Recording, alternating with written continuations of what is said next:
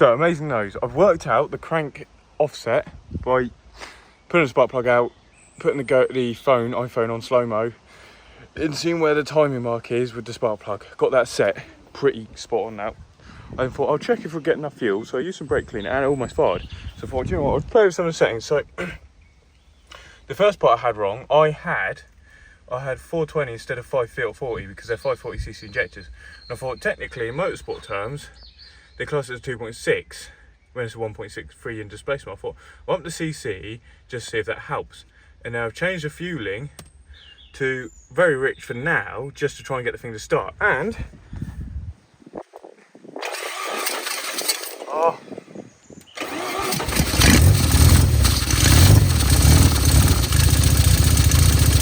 there we go.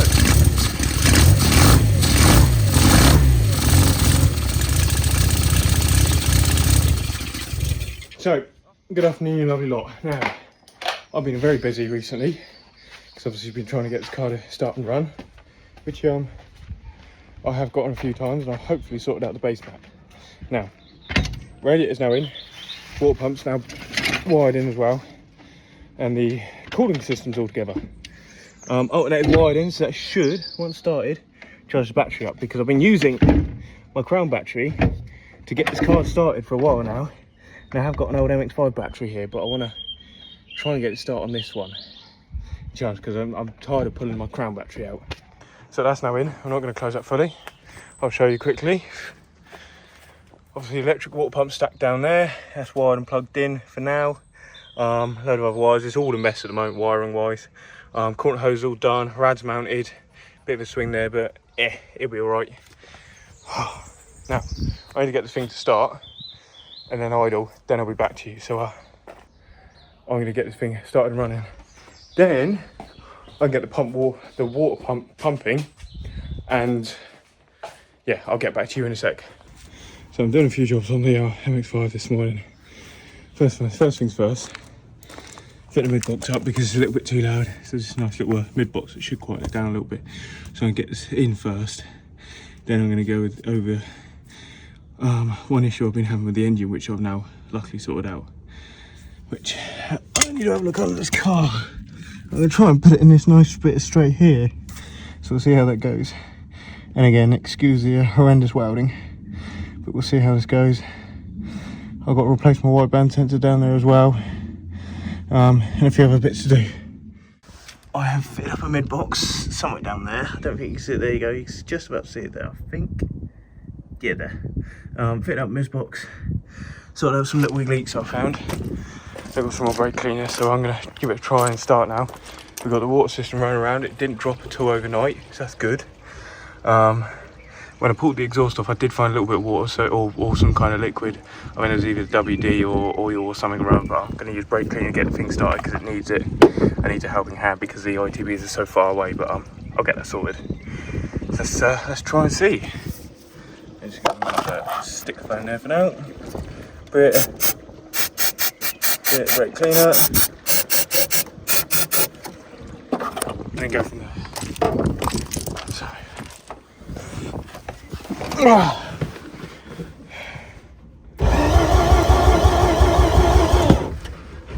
Come on. Oh, I know what might not be. Okay. I left the coil packs unplugged.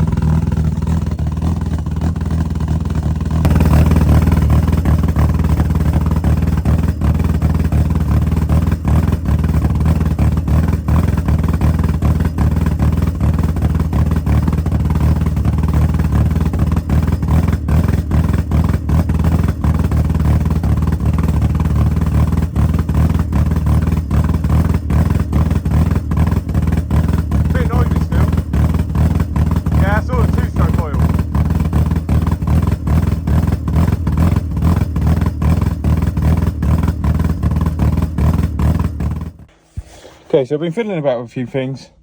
I've finally sorted out why the alternator wasn't running. Turns out it needs a 5-volt pull-up, so I'm hoping this has now sorted it. So I'm going to try and start it.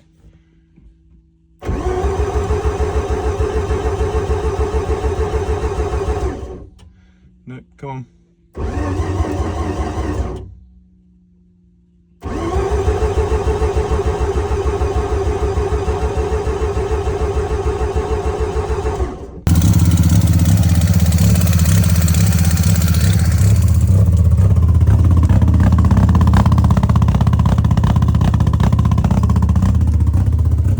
Okay, so yeah, running now nicely, and water pump's starting to work. Temperature's increasing nicely. We're not burning any coolant, and it is charging. I've got the alternator to charge.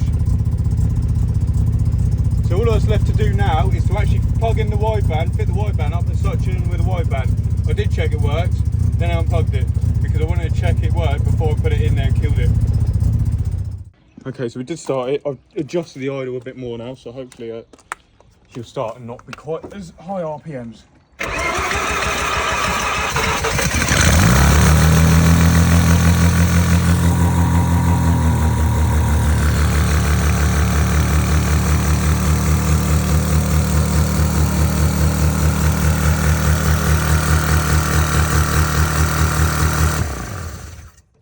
Nope, still too high. Pause it.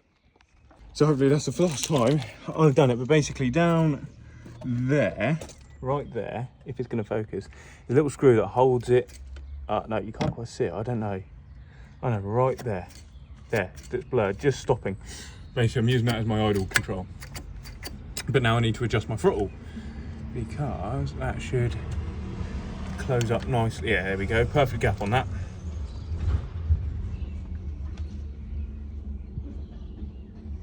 Sweet. Now, hard against the stop. Lovely. Cool. Hold that. We'll do another start. Okay. Oh yeah, I know what I need. That. There we go.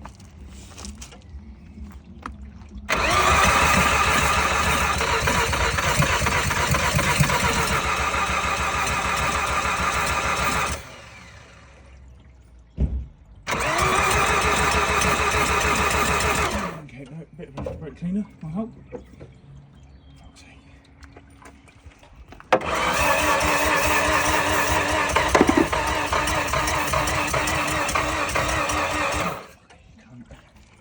Keep going. Slap that on there just to help. Fuck's sake.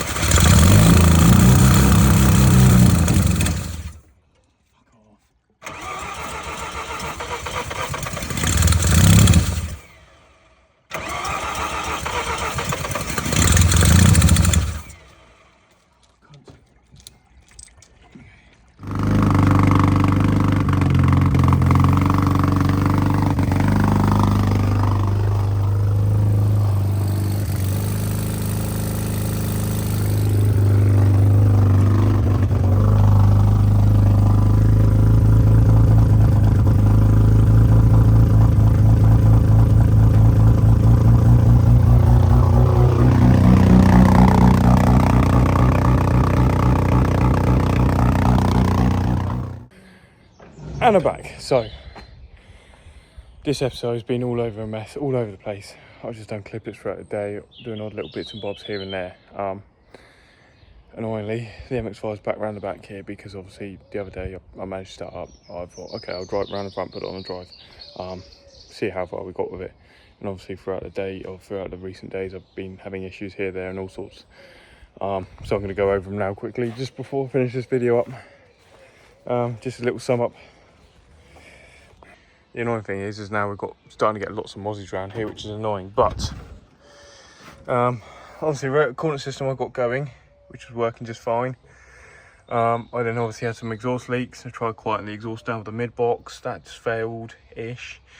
Sounds like shit around here. had to take the ITBs off, take the exhaust manifold off. That's failed. Well, trying to clean up some of the welds, or sort out some of the leaks with welding. And then that's when I found that there was the coolant leak on the rear rotor housing. So I'm gonna have to take this engine out, strip it down, and work out why. Now I've been talking to someone called ARC Rotary, or ARC Rotary. Now he's been pretty useful on this. Yeah, so basically, yeah, I've got to take the whole engine out, sort out the leaking sump, and sort out the rear housing, which is a bit of a ball ache and a bit of a pain in the ass.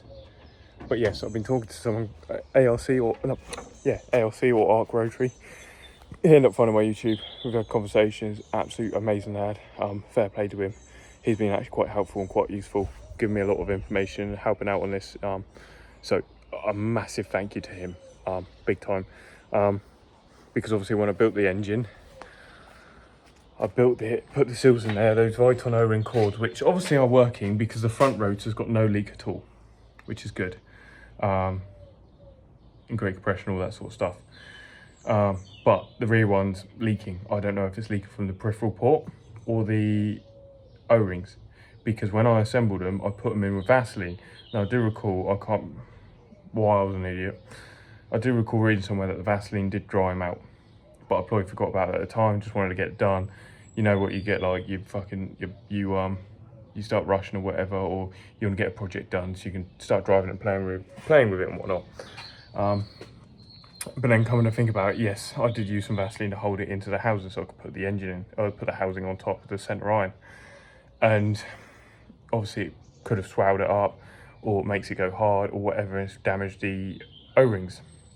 Or the glue point of the O-ring has broken.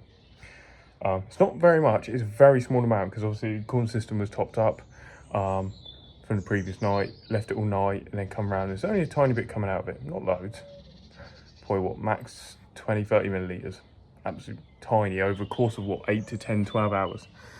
So it could be a number of things, so I'm going to pull the engine apart. But while the engine's apart, I thought, do you know what, I may as well. I'm just going to, some people use Devcon, some people use like a plastic metal putty or JB Weld or anything like that, just to do the peripheral ports, the coolant jacket where the peripheral ports are. I've found some lovely, very high temp automotive or coolant resistant, coolant resistant, high temp silicon sealant. So I'm going to use that. I'm going to fill the cavity up with that, because unlike the putties and whatnot, they can expand at different rates or don't expand quick enough, and then you start causing leaks and whatever else. It's just a theory. So I'm going to use silicon sealant for the fact that it's pliable and it moves. So it'll be all right. It might not last, but it'll work. But that's just a extra safe course, because the peripheral port could be leaking, but they were dropped in at 0.1 mil oversized with liquid nitrogen, so I doubt it. The exhaust port I'm not worried about, because that was welded and it's not leaking on the exhaust on the outside either. So yeah, pain in the ass. So some point this week I've got to pull the engine back out. But you could say we did start getting a base map working and sorted and everything else. And I did manage to, a mate dropped off a back box, a nicer back box for it, which I'll get cut and fitted at some point. I'm still going to have the back box sitting where it is and a nice big tip coming out, but it's just going to be a little bit more work to get it to fit of how I want it to fit. But not a great fun one really. Is what it is, but again, I was doing something very experimental. It's my first time playing with rotaries as well, actually dealing with them. So we live and learn. But yeah, so we'll see how this week's goes. I was trying to get an episode out. This one's to be a mishmash, horrible one, but it's killed my motivation to drive a little bit. But I really need to get this doing, because the response I had from Rector Rides, all these people, everything, I appreciate it all so much. And no, it's really not an easy one. I did have the thought of this: if this engine never worked out, I could always just slap a stock engine in there, stock RX-8 engine in there, or an RX-7 NA engine or something, or use the rotors and the apex seals I've currently got, and then just get some normal housings and just go that route or something. I don't know, we'll see. But at least the foundations are there for the subframe, the engine mounts, all that sort of stuff. But anyway, thanks for watching. Make sure to subscribe, comment, like, whatever. Go to my Instagram. Everything's on there. Or have a chat, whatever, or message me. And yeah, just got to hope and keep working and get this done and running. Cheers.